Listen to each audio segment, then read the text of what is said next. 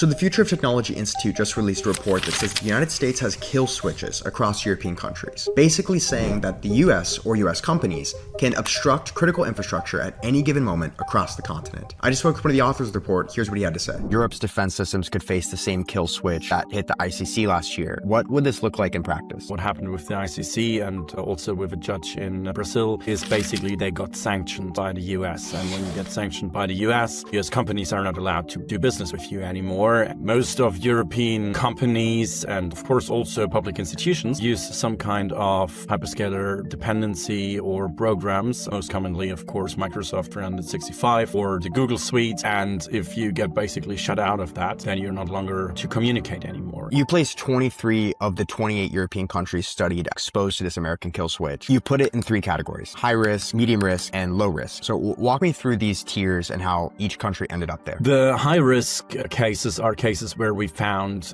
some kind of evidence that they're procuring or using US hyperscaler or other US services directly. So, for example, the German Bundeswehr is in contract with Google Cloud. The mid-risk cases are cases where we found procurement for European contractors or contracts with European companies, but we found evidence or at least reports that they're using US hyperscaler technology. So that means, for example, there is a CityAware Battle Cloud that Finland deployed on Azure. So yes, the technology is not a US technology itself, but it's run on certain hyperscaler technology. There's still a dependency, and in the end, you still need updates, patches, or even the infrastructure of a hyperscaler, and that varies. And then there's one case, which is low risk, where we could not find any evidence about US hyperscalers being involved, and where we found also specific evidence for open source solutions and for other